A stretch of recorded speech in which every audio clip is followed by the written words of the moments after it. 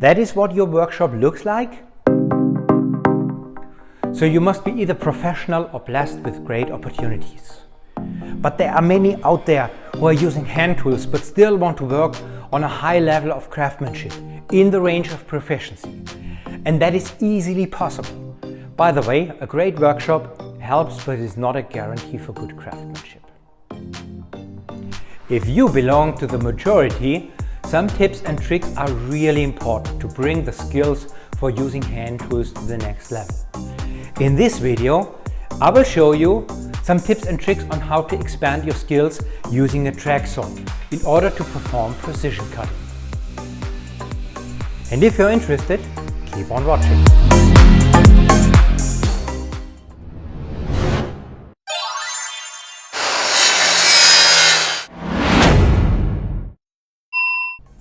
Hello and welcome to Tips and Tricks Precision Cutting with a track saw.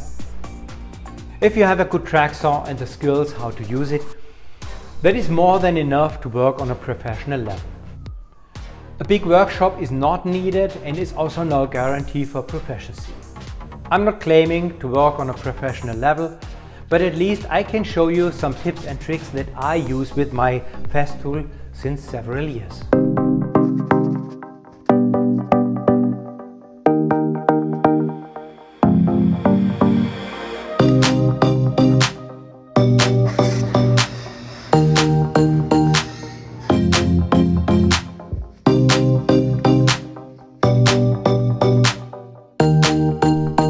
Let's start with some basics.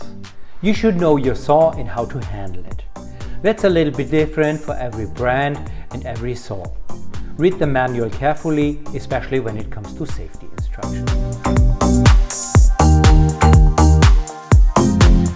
First of all, there are probably 200 different ideas about what to use as basis for the cutting. The blade needs to go deeper than the depth of the board, so there should be something between the board that you're cutting and the precious workbench. I'm using a polystyrene board as basis since several years after trying out different other options. In general, the wood board should be clamped to the bench and to the basis.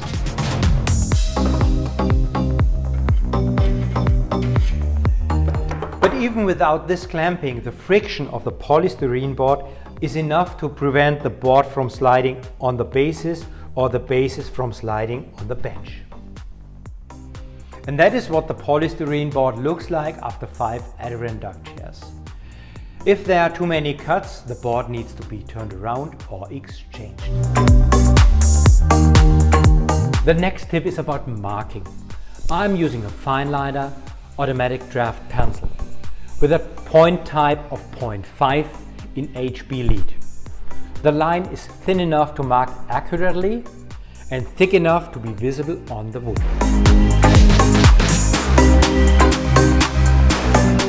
If I'm marking the cut, I only mark 2 lines along. One at the very beginning and one on the very end. And that is enough.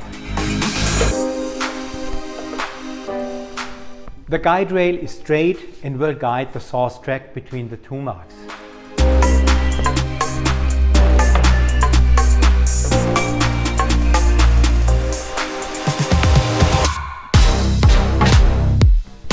In the very beginning of my woodworking activities, I sometimes mixed up where from the marking the cut needs to be placed.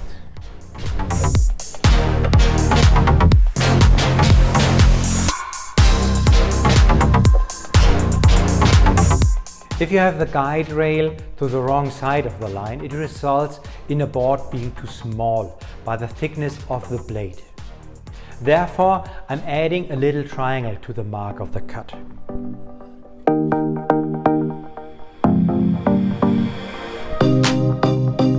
The triangle needs to be visible after the guide rail is positioned on the board.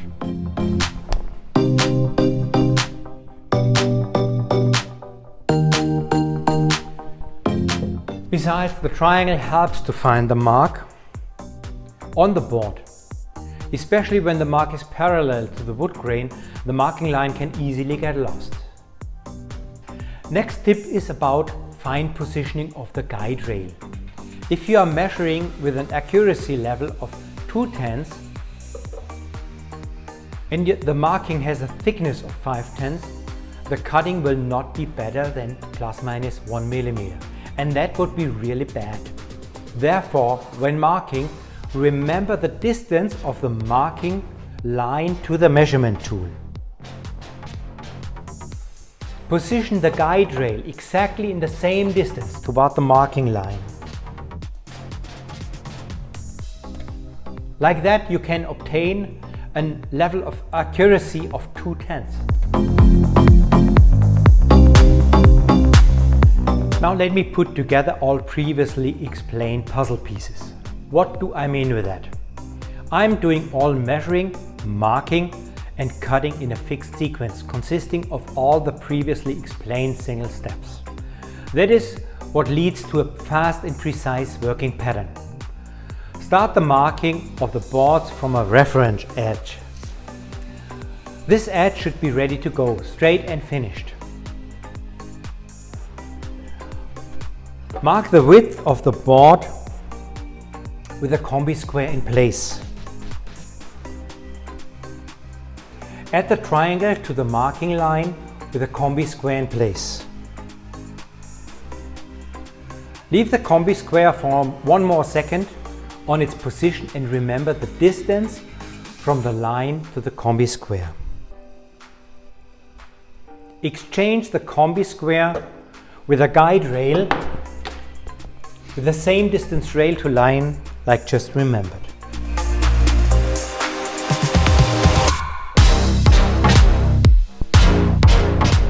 Finally, start cutting.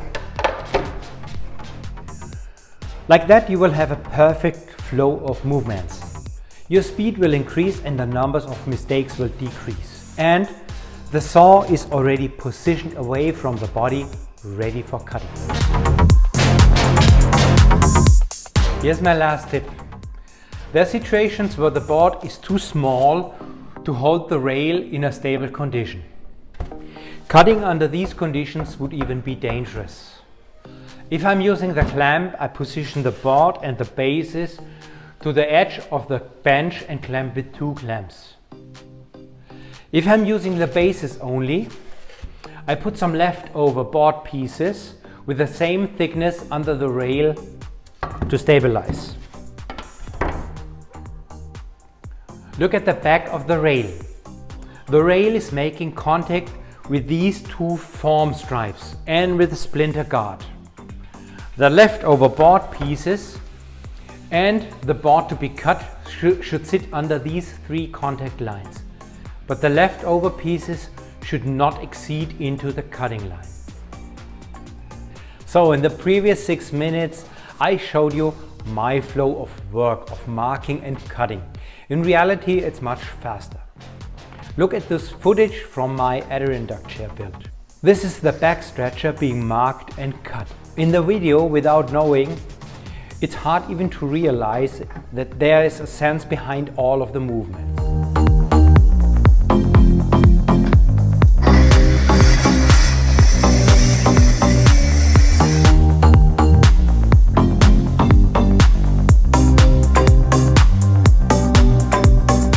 I hope I could show you the one or the other trick that you did not know so far. And if you liked this video, please feel free to subscribe and also to hit the bell to be alerted when my next video will be out.